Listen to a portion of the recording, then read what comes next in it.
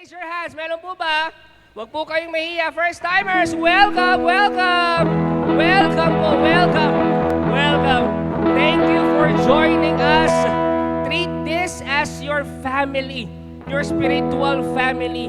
From now on, whether you like it or you will love it, parte na po kayo ng pamilya ng Feast Dagupan. Palakpakan naman natin sila. Also, those who are joining us for the first time online, maraming salamat. Pwede nyo rin pong i-comment sa my comment section, #firsttimer, para ma-welcome din po kayo ng mga online servants natin, Feast at Home servants natin. Nice kung pasalamatan kayo isa-isa, pero hindi ko magagawa yun, baka maubusan tayo ng oras. Ganito na lang gagawin natin, sabihin mo sa katabi mo, thank you for attending. Alam ko, may mga times, lalo na maaga ang feast natin, may mga bumubulong sa'yo, huwag ka nang umating. Maaga pa? Linggo ngayon? Pahinga ngayon? Di ba kakagaling mo lang sa travel, ang layo-layo, tapos a-attend ka pa, ang aga-aga. But you are still here. Thank you. Maraming salamat. It's a manifestation that you are putting God first. It's a manifestation that you are seeking God's kingdom first. And when you seek God's kingdom first, maging excited kayo. Tanong niyo kung bakit. Yung mas malakas. Because everything shall be added unto you. Hindi biro yun. Sabi ng Diyos yun. That's why I want you to be excited for today. Are you ready to hear God's word today? If you're ready, let's honor the word. Friends, this is God's word. The word of God that tells you, have confidence in me. Sagot kita. Akong bahala. Ba't ka pa nangangamba? Mapagbigay ako, mapagmahal ako. At mahal na mahal kita. We honor the word. We sing. Thy word is a lamp unto my feet and a light unto my path. I would like to share a verse from Mark chapter 12 verses 43 to 44. Are you familiar with the story ng poor widow na nagbigay ng 2 coins sa temple? Familiar? Ito yon. Si Jesus nakatambay sa temple. Nandun lang, nanonood lang, tamang tambay lang. At pinapanood niya lahat ng mga nagbibigay doon sa temple. Tapos ang dami nagbibigay, ang lalaki ng binibigay nila. Yung mga mayayaman, ang laki-laki. Tapos may nakita siya, poor widow. Balo. Tapos mahirap pa. Ang binigay lang niya, 2 copper coins. Nung nakita ni Jesus yon, sinabi niya sa barkada niya, doon sa mga disciples niya, eto, ginather niya sila, ang sabi niya, Uy, I tell you the truth, this poor widow has given more than all the others who are making contributions, for they gave tiny part of their surplus, but siya daw, yung poor widow, poor as she is, has given everything, sabihin nyo, everything she had to live on. Today, our prayer is this, na maging tulad din tayo nung poor widow, that we will give everything to the Lord, for the Lord. We pray, Jesus, thank you for your word. Please grant us the grace to be like the poor widow. Kasi Lord, gustong-gusto rin naming magbigay, gustong-gusto naming ibigay lahat para sa iyo. Kaso minsan talaga, Lord, human as we are, may mga times na natatakot kami, nagda-doubt kami. Pero today, Lord, please grant us the grace na kami rin magkaroon ng ganong courage tulad ng poor widow, na ibigay lahat para sa iyo. Kasi naniniwala kami na kailanman, pag kami ay nagbigay sa iyo, kailanman, hindi kami mauubusan, hindi kami mawawalan. In Jesus' name we pray. Amen and amen. We sing to the word.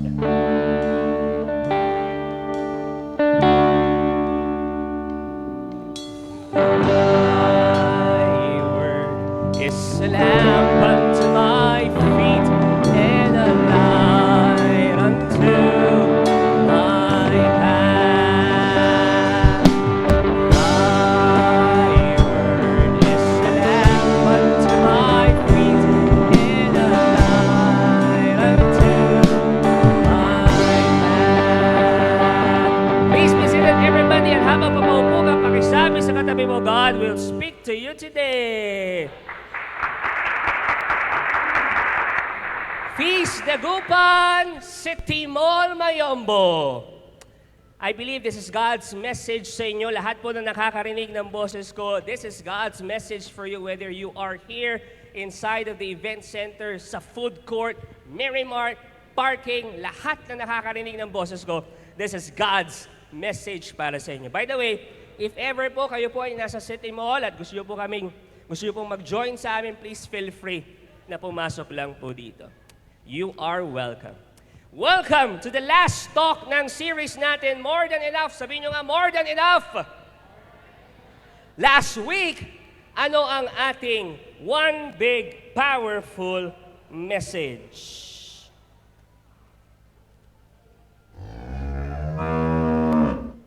Ano ang ating one big, powerful message? Yan tayo, makakalimutin tayo. You are... ganyan tayo, dugtungan talaga. You are God's manager. Naalala nyo pa? Na-bless ba kayo ng series na to so far? For the past 4 Sundays, ang pinag-uusapan natin itong series na to, More Than Enough. Yung grabing generosity ng Diyos, grabe. Sabihin nyo nga, grabe. I pray na ang Diyos kinausap ka na huwag kang matakot. Huwag kang matakot magbigay. Kasi hindi ka mawawalan. Kasi yung Diyos mo, yung Diyos natin, mayaman at mapagbigay. Kaya kailanman hindi ka mauubusan o mawawalan. Excuse me. Talk 4 na po tayo. And the title of the talk is this: You don't have to tithe. Pakisabi nga sa katabi mo, you don't have to tithe. O, diba? Parang ngumiti yan, Ngiting-ngiti, talaga ba? Hindi ko na kailangan mag-tithe. Yun eh. Sabi ni Brother Bars, hindi na daw tayo magta-tithe. Yung iba na pangiti. I know the title of my talk is medyo controversial. Tsaka napapaisip kayo, talaga ba? Hindi ko na kailangan mag-tithe? Pero alam nyo, hindi lang yung title ng talk natin ang controversial. Yung buong mensaheng sasabihin namin sa inyo today, it's controversial. Sabihin nyo, controversial. I pray that it will shake you to core and may ma-realize kayo at meron kayong matutunan. Our one big powerful message, City Mall, Mayombo, and Feast Dagupan is connected to our series. Our one big powerful message is this: pray for more than enough. Makiapir ka sa 7 taong nasa paligid mo. Pray for more than enough. Sabihin mo sa kanya, go! Yan ang mensahe natin for today. Pray for more than enough. Mamaya I'll read the verse, the Bible verse, kung saan natin kinuha yung phrase na yon. More than enough. And magugulat kayo kung ano talaga ang ibig sabihin nun. Mamaya, babalikan natin yan. Sabihin nyo nga, tithe. Alam nyo, ang dami ko nang narinig na magagandang kwento tungkol sa tithe. Yung tipong, nung nagsimula daw silang mag-tithe, nung nagsimula daw silang magbigay, na-bless sila. Ang dami ko nang narinig na kwentong ganyan. Baka yung katabi mo may kwentong tithing din yan. Yung simula nung nag-tithe siya, simula nung nagbigay siya, mas na-bless siya. May sariling kwento rin siya sa pagta-tithes niya. You see, some feasters tell me that tithing was one of the habits that changed their lives. Nung nagsimula daw silang mag-tithe, ay binago ng Diyos ang buhay nila. Sabi nila, magmula daw nung nag-tithe sila, mas naramdaman nila na mas close sila sa Diyos. Dahil tinuruan sila na mas magtiwala pa sa Kanya. Nasusundan nyo, pag magta-tithes ka, pag magbibigay ka, minsan di ba, may hesitation, may doubt. Pero habang tumatagal, natuturuan kang magtiwala sa Diyos. Pero, sabihin nyo, pero alam nyo, tithing is not an easy topic. Minsan, ang topic ko tithing, nung sinabi kong, ang topic ko tithing, nagsialisan sila. Buti nga, hindi pa kayo maalis. Palakpakan nyo naman ang bawat isa. Hindi nyo ako sinisin zone. Tithing is not an easy topic, especially because many times, itinuturo ang tithing in a wrong way. Kaya yung iba, burden ang tingin sa tithing. Yung iba, problema ang tingin sa tithing. Kasi itinuturo ang tithing in a wrong way. Sabihin mo, wrong way. Today, I will share with you 5 ways tithing can be problematic. Nagiging problema, nagiging burden ng tithing kasi mali nga ang pagtuturo. That's why today, ito yung rason kung bakit nagiging problematic burden ng tithing. Are you ready? Pakitapay kang katabi, sabihin mo, friend, ready ka na ba? First problem is this. By the way, tignan nyo rin kung nakaka-relate kayo dito. Kung ilan sa 5 ito kayo nakaka-relate. Or ano sa 5 ito ang nakaka-relate. Hindi ko natatanungin isa-isa sa inyo. Pero tingnan nyo lang, i-assess yung sarili ninyo. First problem is this. Sometimes, tithing is seen as a law. Sabihin nyo, law. There are Christian churches that teach tithing as God's law for today. Dati po, nung nagsisimula pa lang ang Feast Dagupan, 2017, ang mga umaattend po sa amin, karamihan young people, estudyante, mga youth. Bakit? Kasi po yung kaming mga nasa core team, puro kami youth. Puro kami mga, hindi na ako estudyante doon sila lang. Basta puro kami bata. So, syempre ang na-attract namin umattend ng Feast Dagupan that time, mga youth. Tapos, meron kaming isang youth attendee. Ang baon niya per day, 100 pesos. So in a week, 5 days ang pasukan, ilan na yon? Ang baon niya, kwenta, 500 pesos. So dapat, ang tithe niya, pag a-attend siya ng Feast Dagupan, that time, every Tuesday kami, 6:30 p.m. gabi, Tuesday night. So, ang tithe niya dapat, kasi di ba ang tithe, 10%, tama? At 10th, sabi nga nila, kaya tithe. So, kung titignan ninyo, dapat ang tithe niya, 50 pesos. Pero, inamin niya sa akin na ang nilalagay lang niya sa love offering niya, 10 pesos. So, ang una kong naisip, isa ka pala sa mga nagbibigay ng barya, mga ganun. Pero biro lang. So, 10 pesos ang binibigay niya. And then, sabi niya sa akin, pasensya na po kayo, Kuya Bars, kasi kulang na po kasi yung pera ko. Pamasahe ko pa po, pagkain ko pa po, 100 pesos lang po ang baon ko per day. So talagang hindi po ako nakakapag-save para magbigay ng tithes. Tapos, tinanong niya ako, Kuya Bars, magagalit ba ang Diyos na ganun lang ang binibigay ko? Kasi yung kaibigan ko, galing sa ibang church, a born-again church, tapos ang turo daw sa kanila, pag hindi ka daw nagtatithe, ninanakawan mo ang Diyos. So yun ang tanong niya sa akin, Kuya Bars, magagalit ba ang Diyos sa akin? Nakasulat daw kasi sa Bible na magnanakaw daw ako pag hindi ako magtatithe. And naintindihan ko siya. Kasi many people, they refer to this verse, Malachi 3:8. Nasa Bible yan Will a man rob God? Yet, you have robbed me. But you say, in what way have we robbed you? In tithes and offerings.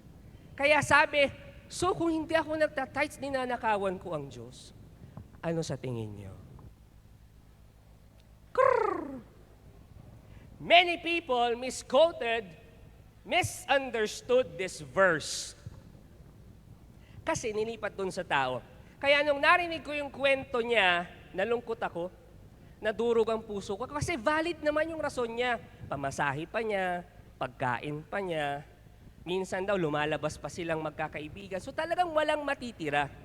Pero alam niyo, ang sabi ko sa kanya, para kang yung poor widow, yung binasa natin kanina, yung nasa Gospel of Luke, yung pinuri ni Jesus. When Jesus saw this woman drop into copper coins in the offering, ang sabi niya, she, from her poverty, put in all that she had to live on. Now, listen to this. What was this young person, yung nakausap ko, doing? Giving 10 pesos. Hindi tithing yun Kasi 10 pesos, dapat 50 pesos, di ba? Kasi ang tithing 10%. So hindi 10% yon. But actually, he was doing so much more. Sabihin mo, so much more. That person is radically generous. Sabihin mo, radically generous. Mamaya, mas maintindihan yung ibig sabihin ng radical generosity. Mas may explain namin yan as the talk goes on. Second problem ng tithing is this. Sometimes, tithing limits who can we help. Yan ang isang problema sa tithing, lalo na pag mali ang turo mo ng tithing. Parang ito, gustong tumulong, kaso nalimitahan dahil sa sinabi niya. Pakita natin. Good day, paki-announce sa team na di ako makakapasok today. Nagkasit ako. Okay, boss, go to heal. Diba? Many Christian churches teach that the entire tithe should be given to the church. Ang daming Christian churches, ang itinuturo dapat yung lahat ng tithes sa church lang. That giving to the poor or charity organizations is not considered a tithe. Bakit? Kasi daw, ang sabi sa Malakay 3:10, bring the whole tithe into the storehouse, sa temple, sa church, that there may be food in my house. So para sa kanila, if you want to help the poor, or if you want to give to your relatives, o mag-donate ka sa charity o sa mga nangangailangan, that's outside the tithe. Hindi daw tithe yun. It falls under the category of almsgiving.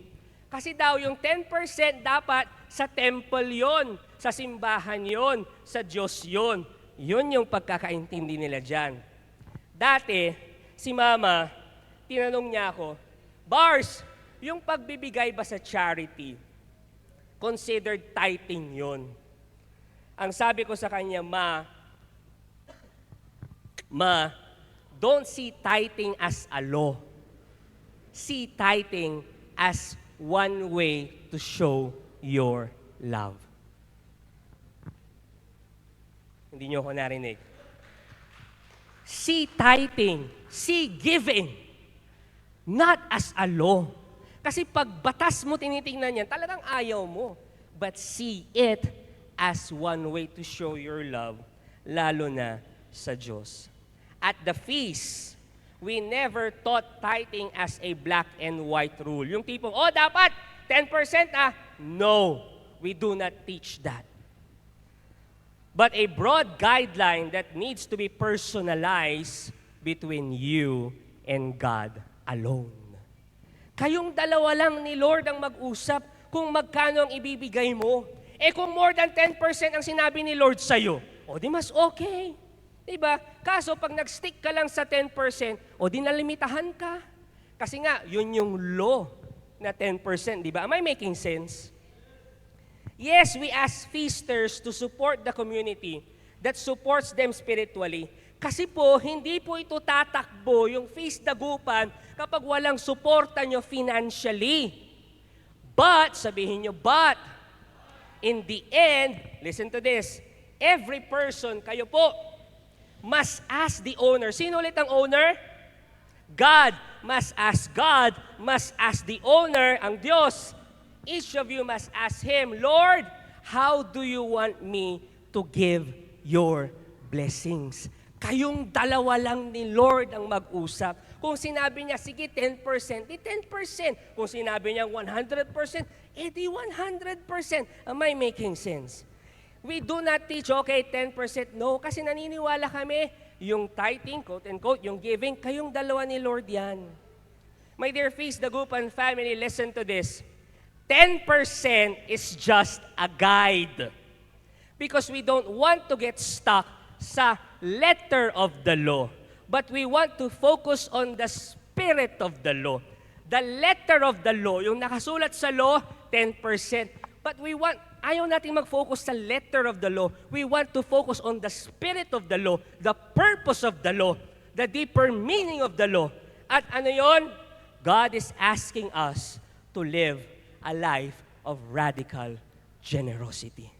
Yun. Sabihin nyo nga, yun. way beyond 10% of not just our money, but way beyond 10% of our lives. Nasusundan niyo po ako. Third problem is this. Again, tingnan nyo, baka isa yan sa mga na-encounter ninyo. Third problem is this. Sometimes, tithing limits our giving. Imagine niyo to, imagine niyo to. A vice president of a huge company, kumikita ng 250,000 pesos a month.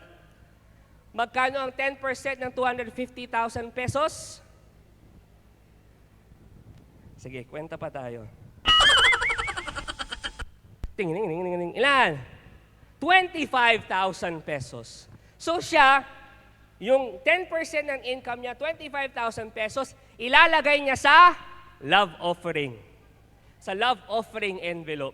Tapos, sabi niya kay Lord, imagine nyo to sabi niya kay Lord, "Oh Lord, nagbigay na ako ng 25,000 malaki yan. Yung katabi ko, nakita ko, 10,000 lang. Sinulat niya sa cheque. Ako, 25,000. Malaki yan, Lord, ha? Okay na yan. Kaya yung natitirang 225,000, Lord, akin na to, Ako na ang bahala dito, Tapos na akong magbigay sa iyo, Na-imagine niyo yun? Now, ang tanong, yung 225,000 pesos ba na natira, talaga bang sa kanya? Yes or no? Sa kanya ba talaga yon at pwede na niyang gawin lahat ng gusto niyang gawin doon sa pera? Anong sabi natin last week? Lahat ng meron tayo sa Diyos. Lahat ng meron ka sa Diyos. Walang sa atin. We are just managers. Naalala nyo? Managers lang tayo. Oo, nagbigay siya ng 10% kay Lord, pero yung natitira, kay Lord pa rin naman yun. What if God wants him to give so much more? Sadly, tithers can become complacent. Once they reach 10%, okay na Lord ha? Okay na yan. Bahala na ako sa 90%. Minsan ganun tayo Pero here's something interesting. Mahirap magbigay kung maliit ang income mo. Tama o tama? Mahirap magbigay kung maliit ang income mo. Pero alam nyo, ito ang sabi ng statistics. Poor people give more than rich people. Poor people give more than rich people. There was a study in 1955. Meron na po bang pinangalan na 1955 dito? Sige, ayaw nating aminin. There was a study in 1955. Americans gave 3.2% of their income to their churches. Pagkatapos ng 50 years, noong 2006, yung mga Amerikano, they gave 2.6% na lang. Kahit na, mas mayaman pa sila ng 569%. Yumaman, pero lumiit ang bigayan. Nasusundan niyo ako? Ito ang mas matindi. Sabihin niyo, mas matindi. Mas nakaka-shock na data. Those in the upper economic strata, yung mga nag-earn ng $150,000 a year or more, they gave even lower. Magkano? 1.8% lang. Alam nyo, yung statistics na yan, in a way, nagigets ko kung bakit pababa ng pababa ang binibigay kahit na payaman sila ng payaman. Mas mahirap talagang magbigay kapag lumalaki na yung income mo. Imagine mo to, nung estudyante ka, ang tithes mo, 250 pesos. Ang sakit, di ba? Kasi iniisip mo, isang iced coffee na yun. 250 pesos. Nagkatrabaho ka. Kumikita ka na ng 10,000. Magkano ang 10% nun? 1K. So magbibigay ka na ng 1K. Ang sakit pa rin, di ba? Bakit? Pangkain mo na yun. Pang-date nyo na ng jowa mo yun. Tapos na-promote ka, kumikita ka na ng 50,000 pesos. Magkano ang 10% ng 50,000 pesos? 5,000 pesos. So, bibigay ka ng 5,000 pesos. Ang sakit. Kasi isang sapatos na yun. Tapos, kumikita ka na ng 200,000 pesos a month. Then, ang tithes mo na, magbibigay ka na 20,000 pesos. Lord, ang sakit. Kasi amortization na ng kotse ko yon, ng bahay na. Nasusundan niyo ako? So, payaman ka ng payaman, paliit ng palit ang ibibigay mo kasi feeling mo, pasakit ng pasakit. Nasusundan niyo ako? Tithing sometimes can limit your giving. Kapag lumalaki ang income, mas mahirap magbigay. Pero kaya ka nga binibless ni Lord. Kasi para mas malaki ang maibigay mo para sa Kanya. Kasi nga, ang mindset natin, kay Lord lahat yan. Pakisabi nga ulit sa katabi mo, kay Lord lahat yan. Fourth problem is this. Sometimes, tithing is an escape card. Brother Bars, anong ibig sabihin yan? For Jesus, being a consistent tither is not enough. Kahit na lagi-lagi kang nagtitithes, that is not enough for Jesus. In fact, kinondemn ni Jesus yung mga Pharisees who were all consistent tithers because they ignored the more important laws of God. Basahin natin to Matthew 23:23. Matthew 23:23, it says there, "Woe to you, teachers of the law and Pharisees, you hypocrites! You give a tenth of your spices, tithes. You give a tenth of your spices, mint, dill, and cumin. But you have neglected the more important matters of the law." Ano yon? Justice, mercy, faithfulness. You should have practiced the latter without neglecting the former. Ang galing ng mga Pharisees kasi nagtatithe sila, 10%. Pero ang problema, nanloloko naman ng kapwa. Unfair sa mga kadil. Magulang at hindi maayos kausap. And alam nyo, sad to say, maraming tao ang ganyan. Ginagawa nilang panghugas ng kamay, panghugas ng konsensya ang pagbibigay. Dahil meron silang kasalanan, meron silang maling ginawa, bigay na lang ako ng marami, bigay na lang ako ng malaki para mahugasan yung konsensya ko, para hindi ako masyadong mag-guilty.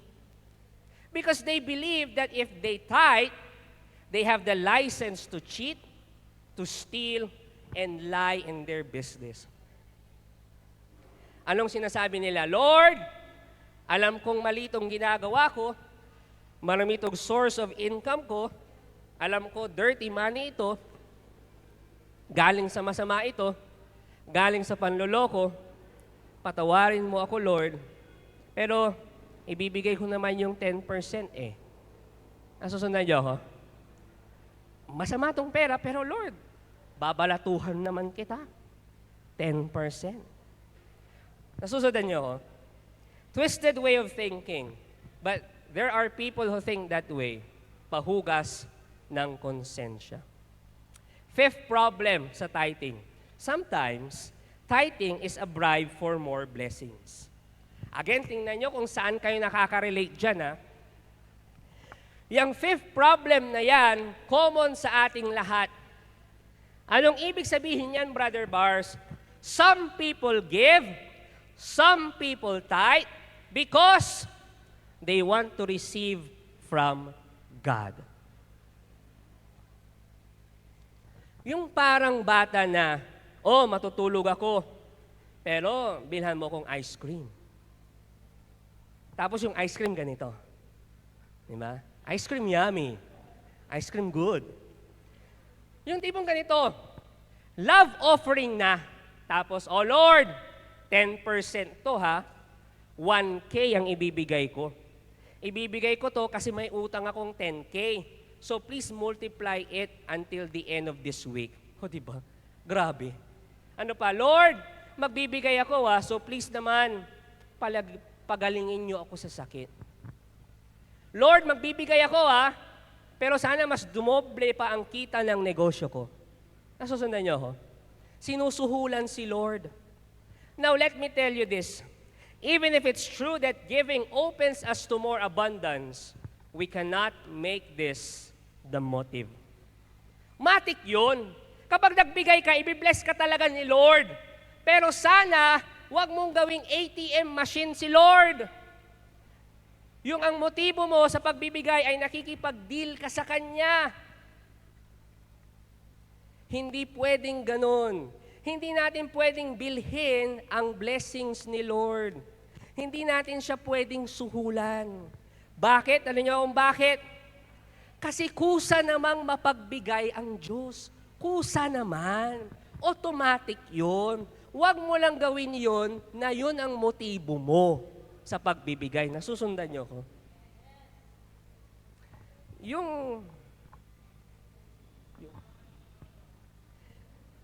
Sino sa inyo ang merong babayarang bills this month? Yung deadline, taas ang kamay. Due date na. Okay. Taas lang, sige lang.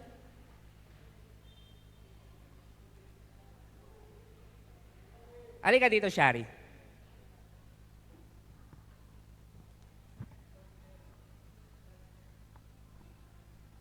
Pakilala ka, Shari. Sinabi ko ng pangalan niya, di ba? Ko po si Shari. Shari Kayab.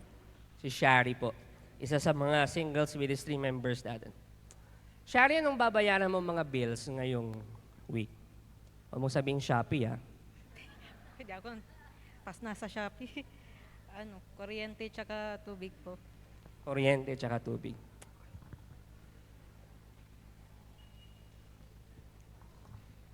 Ngayon mo yung kamay mo. Bilangin mo, ha? Yan, open. 1. Sige, hawakan mo. 2. 3. 4, 5, 6, 7, 8, 9, 10. Ilan yan? 10,000. 10,000. Ano ulit yung babayaran mo? Kuryente tsaka tubig. Akala ko nadagdagan eh. Kuryente and tubig. Now, Shari, okay lang bang makahingi ng 1,000? Okay lang ba? Humingi ako ng 1,000. So, salamat, Shari. Tanong, si Shari pa generous? Sino nagsasabing yes? Sino nagsasabing no? Sino yung kahit anong itanong ko hindi magtataas ng kamay? Sino naman nagsasabing no? Meron po ba? No? Bakit no? Jomar? Anika, bakit no? Kasi medyo maraming yes eh. Nagbigay siya ng 10%, di ba? 1,000. So, si Shari ba generous? Yes or no? Si Jomar no daw eh. Bakit no? Wala lang, gusto ko lang makaiba. Sabi. Bakit no? Ha? Ha? Marami pa siyang pera. Oh, dahil marami pa siyang pera, okay lang ba, Shari? Bigyan mo pa ako ng another 1,000. So, 20% na. Tanong, si Shari, generous ba?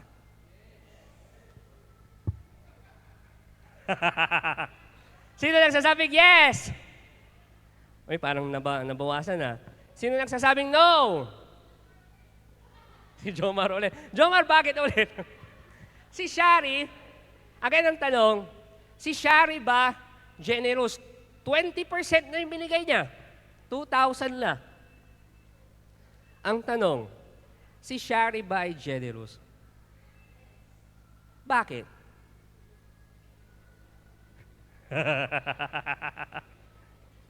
Si Shari, listen to this ha, si Shari, she is not generous. Bakit? Tanong niyo kung bakit. Sa akin pa rin naman kasi yung pera. Ako ang nagbigay. Hindi talaga sa kanya. Nasusundan niyo ako? So, hindi talaga galing sa kanya. Hindi talaga sa kanya. So yung nagbigay, humihingi, 10%, 20%, bigay siya. Si Shari, she's not yet generous. Bakit? Sa akin pa rin yung pera. Now, dahil nag-volunteer ka, akin na to. Sa'yo itong 1,000. Pambayad mo ng bills mo. Thank you, ah. Pang Shopee. Pambayad niya ng bills niya. Again, si Shari, she's not yet generous. My dear Feast Dagupan family, when we give 10% to the Lord, when we tithe, when we give back to the Lord, we are not actually becoming generous. Kasi kay Lord pa rin naman talaga yun. Nasusundan niyo ko? So wag kang magmayabang na, generous na ako. Lord, 10% yung binigay ko, O 20%. Nasusundan niyo ako? Kaya wag tayo magmayabang. Kasi kay Lord talaga yun. Lord, 10% na itong ibibigay ko sa iyo, 20%. So i-bless mo ako, Lord. Bless mo ako, Generous na ako sa iyo. Hindi. Kasi lahat naman ng meron tayo, sa Kanya. Nasusundan niyo ako? We give not to bribe the Lord for blessings. We give because we love. We give because we are grateful. We give because that's the right thing to do. Hindi ka nagbibigay kasi nag-e-expect ka ng something. No, you give kasi nagmamahal ka. Mahal mo si Lord. You give kasi nagpapasalamat ka sa Diyos. God owns all the blessings anyway. Amen ba tayo dyan? We give whether we get blessed or not. Giving should never be transactional. Giving should be relational. Nagbibigay ka kasi mahal mo ang Diyos. Period. Nagbibigay ka kasi nagpapasalamat ka sa Kanya. Period. So ang tanong ito, what kind of giving should we do today? Before we answer this question, there are other questions na kailangan nating tanungin. At yan ang isi-share sa inyo ng co-preacher ko for today. Please give a warm Feast Dagupan clap to Brother Cedric's Baranda. May mic ka na. Hello, good morning, feasters. Good morning. Can you please stop the 5 person beside you and tell them you are called to be generous? You're going to be generous. Ayan. Ayan.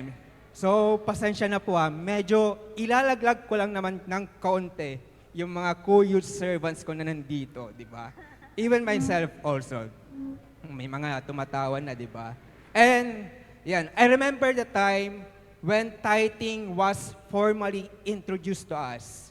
And majority of youth servants, even me as their youth head, ganito ang aming reaksyon. Ganyan, di ba? Or kapag lalagyan na namin ang aming brown tithe envelope, ito na ang nagiging mukha namin. Masakit, di ba? Tama po ba masakit ang magbigay? Yes. Maybe the reason behind why we experience that kirot sa puso kapag nagbibigay tayo, because I believe that God is stretching the capacity of our hearts to give more. And since we are made in the image and likeness of God, we are designed to be generous also. Amen ba tayo dyan? Amen. Ayan. Brothers and sisters, I have 2 big questions for you. Pakisabi, ano? How was tithing done in the Old Testament? And how was giving done in the New Testament? Let us dive into their differences and comparison. Are you ready, brothers and sisters? Yes. Question number 1. How was tithing done in the Old Testament? When someone asks me, Kuya said, why don't you believe that tithing is a law for today? And I say, let me show you the Old Testament tithing. In the Old Testament, the Israelites were not giving just 10%. There was not just a 1, but 3 types of tithes. So could you imagine that three types of tithes, and each having a different purposes. And if you do a math, an ancient Israelite were asked to give between 22% to 50%. Diba? Sobrang laki. Nakakagulat, diba? So, when Christians today say, we should practice tithing because that's what the Bible say. And I ask them, so Christians are supposed to give between 22% to 50% of tithes? Can you please stop the 5% or the person beside you and ask them, kaya mo na bang magbigay ng 22 to 50% of tithes? Diba? Hindi na may drawing ang ating mga pagmumukha. Diba? Question number 2. How was giving done in the New Testament? It is not just giving a 10% as a fixed amount. Instead, the entire New Testament is permitted with the idea of radical generosity. Allow me to share with you this. Pakita. Yan. Next, di ba? So, these are the people that I know who set the good example, who inspire us, or modeling the radical generosity. Di ba? Hindi lang sa youth ministry, kundi sa kabuuan ng ating community. Yes, to confirm, tama po yung sinabi ni Brother Bars last Sunday, that the majority of youth events, like our fellowship, like groups, youth hangouts, even yung mga district events namin like Camp Calye, youth conference, ayan, they give so much more. And I could not imagine the youth ministry, the Feast Youth Ministry, without the support of the couples and singles ministry. Ayan. Hindi naman ako nagpaparinig, di ba? Pero bigla ko na lang namimiss yung black coffee ni Tita March, yung spaghetti ni Tita Myla, di ba? The joke lang po. So, radical generosity was when Zacchaeus gave half of his possession to the poor. That was not 10%, that was 50%. Radical generosity was when the poor widow gave 2 copper of coins in the offering. That was not 10%, that was 100%. Radical generosity was when a woman broke the alabaster jar to anoint Jesus, a jar worth of 300 denarii. And if we convert that into peso, kumbaga nasa around of 72 to 75,000, a huge fortune in today's standard. Radical generosity was when the Magi give gold, frankincense, myrrh, a very extravagant gift to the first family, which is the Holy Family of Jesus. Radical generosity was when the 12 ordinary men left their families and fishing boats to follow Jesus. And radical generosity was when Joseph of Arimathea donated his luxurious family tomb to Jesus. Radical generosity was when Mary Magdalene, Joanna, Susanna financed the public ministry of Jesus. And lastly, radical generosity was when Paul did not accept any salary for his work, for the work of the gospel. Instead, he worked as a tent maker to provide for his need. See that, diba? Radical generosity is not about fixed amount.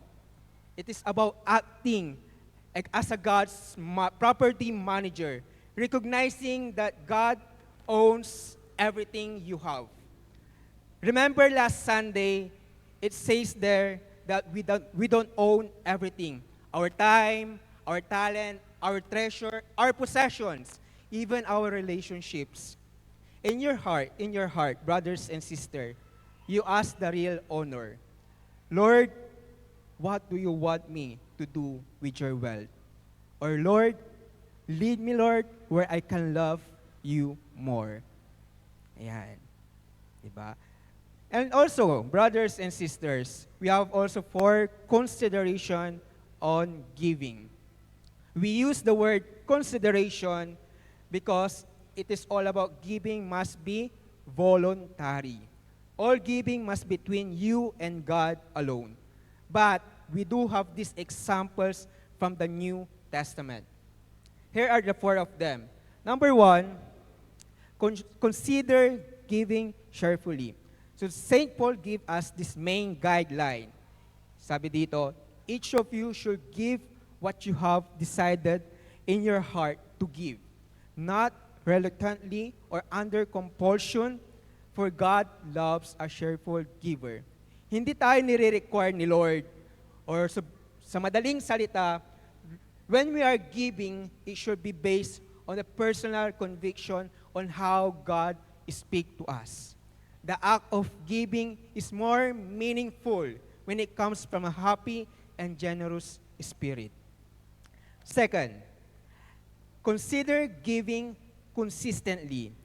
So the first century Christian give weekly. St. Paul said, on the first day of every week, each one of you should set aside a sum of money and keeping with your income, saving it up so that when I come, no collection will have to be made. Ayaw mismo ni Paul na mangolekta ng pera. So ang nais niyang gawin nila is, bago siya dumating, dapat meron na. Kumbaga ganon. And I can identify with this. And that's the fantasy that I have for the feast. So far, wala pa namang nakakagawa nun sa kanya-kanyang feast, di ba?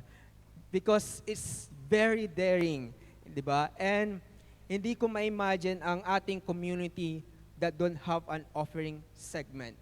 And for us to do this, there should be enough feasters who have made giving a habit. There's no need for an offering portion. Each week, feaster give digitally and automatically. Or when they walk through the door, they drop their envelope in a box. No need to exhort them to give. Before I will give this microphone to Brother Bars, I have a final question for you, brothers and sisters, to reflect. What scares you the most to give? Ano nga ba yung nagbibigay sa atin or naghahadlang sa atin para magbigay? Maybe the reason behind why we are so scared to give more because we are too afraid to give up the worldly success mindset. Follow Jesus and His radical generosity will follow you. More of Jesus and less of us. Brother Bars. Amen. Let's give a big hand to Brother Cedric's. Oh no!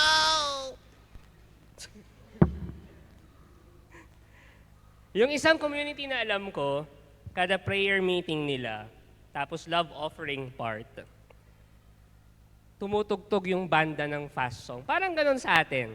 Okay, fast song, tapos tumutugtog yung banda, tapos bibigay sila. Ang kaibahan nila sa atin, sila lalapit doon sa love offering basket. Tapos kapag tumutugtog yung banda ng fast song, sasayaw sila. So lapis, ganun talaga, bibigay sila. Cheerfully talaga, kasi cheerful eh. Sumasayaw talaga. So, doon sa community na yon, makikita mo, teka lang, sino dito yung bukal sa loob na nagbibigay at hindi bukal sa loob na nagbibigay? Pag bukal sa loob, talagang sayaw ng sayaw. Pag hindi bukal sa loob, ang ganun yung sayaw lang. Alam mo yun, parang ayaw ibigay yung love offering. Mamaya gawin natin yun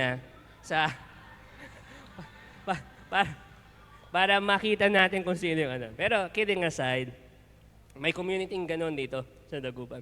Again, our one big powerful message is this: pray for more than enough. Pakisabi nga sa katabi mo ulit, pray for more than enough.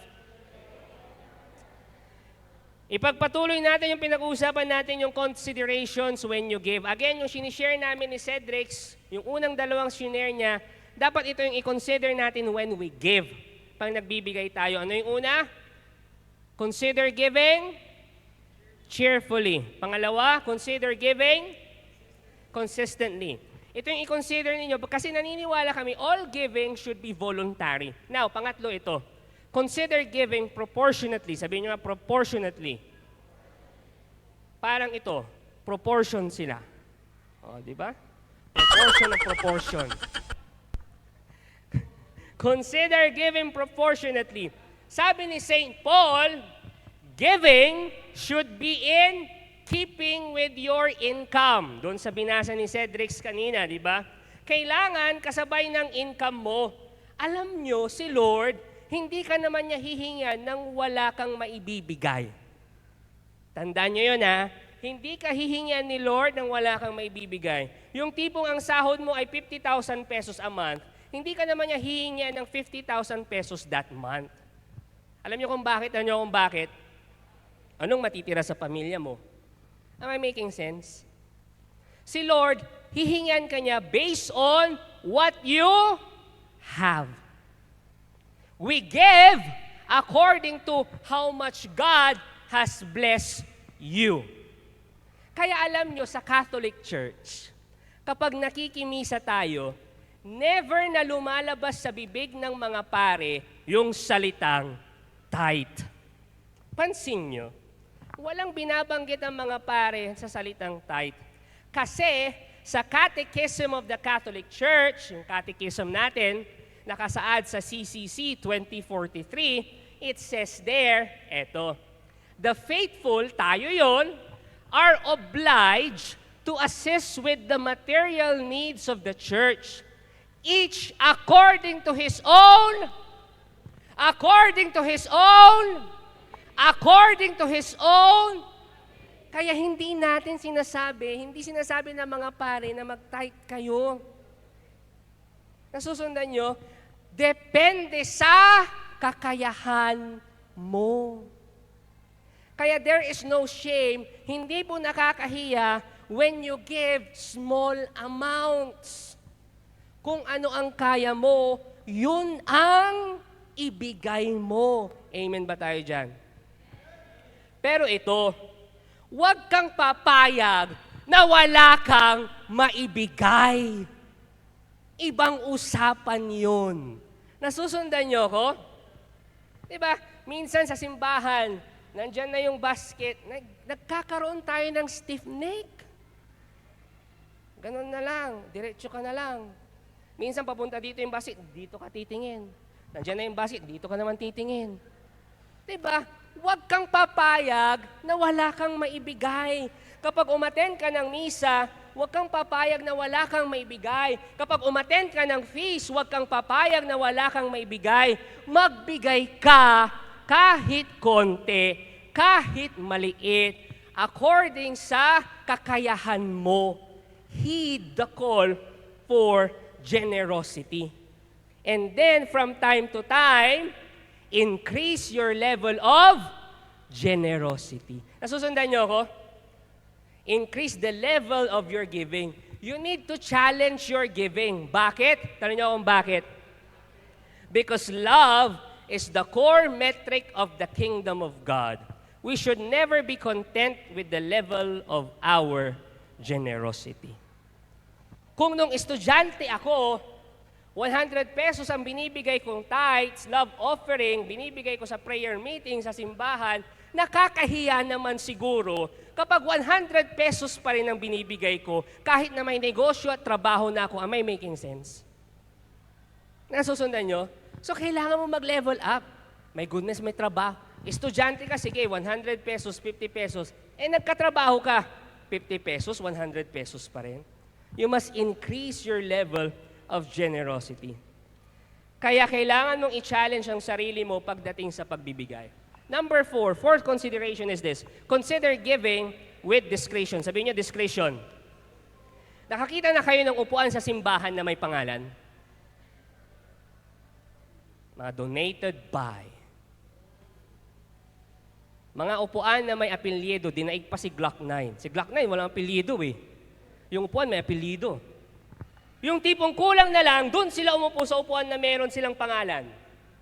Di ba nakakahiyang umupo doon sa upuan na may pangalan? Kasi feeling natin hindi sa atin yun. Kasi nakapangalan sa kanila. Yung tipong naka-reserve na sa kanila. Listen to this. Jesus was against things like publishing the names of generous donors.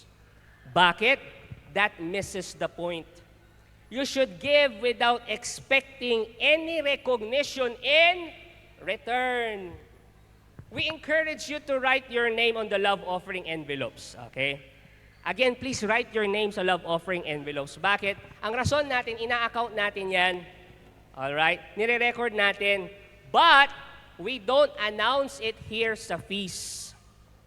Narinig nyo na ba ako na nag-announce? Oh, si sister ganito, nagbigay ng 10,000 pesos. Buti pa siya, ikaw 7,000 pesos lang. Wala naman, di ba? Hindi natin ginagawa yon. But I want you to write down your name kasi ina-account namin yon for our records. But we do not publish it. Again, we should give without expecting any recognition in return. Yung apat na yon na sinabi namin, yun po yung mga suggestion namin when you give. Yung apat na yon. So sana na-memorize yun, na-picturean ninyo. Now, bakit more than enough ang title ng buong series natin? Tanong nyo kung bakit. There's this beautiful story na nangyari sa Book of Exodus na pangarap ko ring mangyari sa feast natin. Ganda nito. Ganda. Pinagdarasal ko talaga na sana mangyari ito sa Feast Dagupan. Favorite ko yung kwentong ito. Dahil nung nalaman ko yung kwento, ay mas naging favorite ko na yung kwentong ito. And speaking of favorite, next slide tayo. Be, your favorite cuisine. Ay, di ako close sa mga pinsan ko eh. Eh di wow. Ito nung narinig ko tong kwentong ito, favorite ko na din. Sa Old Testament kasi, ito yon. Meron silang tinatawag na free will offering. Sabihin nyo, free will offering. Anong ibig sabihin yan? Sa Old Testament, ha? So apart from their tithes, yung sinabi ni Cedric kanina na 22% to 50%, alala ninyo? Apart from that, the free will offering was a voluntary gift. Voluntary. So yung mga may gusto, which I believe, yun yung naging basis for the radical generosity in the New Testament. Naalala nyo yung mga examples si Cedric kanina sa New Testament? Yun yung naging basehan nila for that radical generosity. Yun yung basis doon. Sabihin nyo nga ulit, free will. Free will offering. Sabihin nyo nga. Actually, ginawa na natin yan nung December. Naalala nyo? Yung red envelope. Di ba sinabi ko sa inyo, apart from your love offering, yung white envelope, meron tayong voluntary giving na red envelope. Nung December, naalala ninyo? Di ba? And sabi ko rin, na ipagdasal ninyo kung magkano ang ilalagay nyo doon. Voluntary yon, yung mga gusto lang magbigay. Free will offering, kumbaga. Naalala nyo nung December? And because of that, we raised more than 16,000 pesos. Palakpakan nyo naman ang bawat isa. Kasi you are radically generous. Nakinig talaga kayo kay Lord at ipinagdasal ninyo. Now, ito po yung nangyari sa free will offering sa Old Testament. Balikan natin yon. Ang ganda ng story na ito. Bakit? Ito yun ha. Si Moses, he was asking the people of God na magbigay sila ng free will offering nila kasi they will build God's tabernacle. So sabi ni Moses, uy mga repapibs, mga kababayan, bigay kayo ng free will offering ninyo kasi magpapatayo tayo ng tabernacle ng Diyos. Nasusundan niyo ako? Yun yung sabi ni Moses. Basahin natin ha. Basahin natin. Exodus 35, 21, 22. Everyone who was willing, sabihin nyo nga willing. Everyone who was willing and whose heart moved them came and brought an offering to the Lord. So nung sinabi ni Moses, bigay kayo, free will offering. Ayan na nangyari. For the work on the tent of meeting, for all its service, and for the sacred garments, all who were willing, men and women alike, came and brought gold jewelry of all kinds, brooches, earrings, rings, and ornaments. They all presented their gold as a wave offering to the Lord. So lahat ng meron sila, alahas, sabi niya, bigay nyo kay Lord, if you are willing. Nasusundan nyo? Okay. Now, ipagpatuloy natin basahin. So all the skilled workers who were doing all the work on the sanctuary left what they were doing and said to Moses, eto yung matindi, ito yung malupit. Sabi nila kay Moses, Uy Moses, the people are bringing more than enough. Sabi mo, more than enough. The people are bringing more than enough for doing the work the Lord commanded to be done. So believe na believe sila. Etong matindi. But wait, there's more. Then Moses gave an order and they sent this word throughout the camp. Ito na ang sabi ni Moses kasi nakita niya, teka, sobra-sobra na yung mga dumarating na offering. Voluntary yan, free will. Sobra-sobra na. Ano ang sabi ni Moses? No man or woman is to make anything else as an offering for the sanctuary. And so the people were restrained from bringing more because what they already had was more than enough to do all the work. Grabe, no? Alam nyo yun yung pangarap ko sa Feast Dagupan. Naririnig nyo ko? I am sharing this dream sa inyo. This is one of my dreams sa Feast Dagupan. Imagine niyo to, ha? Ito yung pangarap ko. Yung tipong love offering na. Tapos sasabihin ko sa inyo, huwag na kayong magbigay. Utang na loob, huwag na. Sobra-sobra na ang pera ng feast for the next 5 years. Baka mabili na yung City Mall, mga ganon. Diba? Sobra-sobra na. Huwag na kayong magbigay. We have more than enough. That's my dream. Love offering, tapos magbibigay kayo, syempre, di ba? Yung tipong sasabihin ko, tama na. Sobra na yung pera natin. For 5 years, buhay na tayo. Huwag na kayong magbigay. Pangarap ko yun.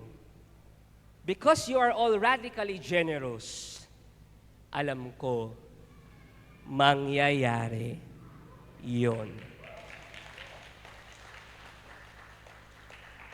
Hindi man sa time ko, sa time pa ng ibang susunod na builder, but I know it will come. Tapos ito, sasabihin ko, wag na kayo magbigay. Tapos sasabihin ko sa inyo, yung sobrang pera natin, hindi na natin gagamitin sa operations ng feast kasi nga sobra-sobra na nga. Yung sobrang pera natin, 100% na yon, ibigay na natin sa Mercy Ministries natin, ibigay na natin sa Anawem, ibigay na natin sa Grace to be Born, ibigay na natin sa Jeremiah Foundation, ibigay na natin sa Light of Jesus Prison Ministry, ibigay natin lahat doon. That's my dream for Feast Dagupan. And I am sharing that dream sa inyo. Alam nyo, yung ginawa nating special Christmas offering ng December, yung red envelope, because of your radical generosity, yung na-raise po natin will be used for campus missions natin. Maraming salamat. Kasi hindi natin kailangang humugot sa funds natin para sa campus missions natin. Doon natin hinugot, doon sa red envelope natin noong December. And because of you, masusuportahan natin ang campus missions natin. Grabe kayo. Alam nyo, based sa binasa natin, yung more than enough, ang ibig sabihin niyan, radical generosity. Yun po ang ibig sabihin ng more than enough, radical generosity. You want more than enough sa buhay nyo? Ulitin ko, do you want more than enough sa buhay ninyo? Radical generosity. Doon ka mag-uumpisa. Doon ka huhugot. Amen ba tayo dyan? May I invite everyone to please stand. Grabe. God is good. Tapikin ang katabi mo, sabihin mo, pray for more than enough. Tapikin mo rin siya ulit, pray for radical generosity. Why is radical generosity so important? Bakit importante, Brother Bars, na maging radically generous tayo? Hindi lang generous, kundi radically generous. Tanungin niyo akong bakit? Simple lang. Because God is also radically generous to us. Yun lang. Ang Diyos, sobra-sobrang magbigay. Sobra insan, sobra. Grabe siyang magbigay. Kaya ganun din ang hinihiling sa atin. Tayo, na radically generous din, is the appropriate response to God's radical generosity. Kaya importante po na tayo rin ay radically generous. Sabihin mo nga sa katabi mo, friend, dapat radically generous tayo. O kung mag-asawa kayo, pag-usapan nyo na yan. Gaano ka radically generous ang Diyos? Tanong nyo ako, paano? Ito, basahin natin. John 3:16, John 3:16. For God so loved the world that He gave His one and only Son, that whoever believes in Him shall not perish but have eternal life. Binigay niya, anak niya, radical generosity. Jesus is God's ultimate act of radical generosity. Ibinigay niya, pati anak niya, para sa atin. That's why Jesus ended up on the cross. He traded heaven's wealth for you and me so we can experience new life. Pakinggan nyo to, baunin nyo to. We give everything to Jesus because Jesus gave everything to us. Hindi pa ba everything yan? Sige nga, kumbinsihin mo kung hindi everything yan. We give everything to Jesus because Jesus gave everything to us. As we come into worship, ask for the gift of radical generosity. Pray for more than enough. Pray for radical generosity. I would like to lead you into a prayer. And okay lang ba, sumunod kayo sa akin, whatever prayer na babanggitin ko. We will surrender everything to Jesus. If this is the first time you will do this, bago lang sa'yo to, maraming salamat at gagawin mo. But if this is the nth time, kasi ilang beses mo nang ginagawa, yearly, weekly naman natin ginagawa, maraming din salamat. I want you to please pray with me, follow after me. I want you to put your right hand over your left chest, close your eyes. Kayong dalawa lang ni Lord, huwag mong isipin yung katabi mo. And I want you to surrender everything. Sabihin mo, Jesus, thank you for being radically generous. Thank you for all the blessings we have received. Jesus, I want to be like you. Grant me the grace to be radically generous also. Jesus, I want to bless others also. That's why today, I surrender my life. I surrender my everything to you. Today, Jesus, I accept you as my Lord and Savior. Be with me. Let's journey together. This I ask. In Jesus' name we pray. In Jesus' name we pray. In Jesus' name we pray. We worship the Lord today. Thank you for watching. Be sure to subscribe to this YouTube channel para wala kayong ma-miss na video at live stream. Please also share this video to your loved ones, families, and friends. And do not forget that you can join us here live sa Feast Dagupan. God bless you all more. Mama Mary loves you.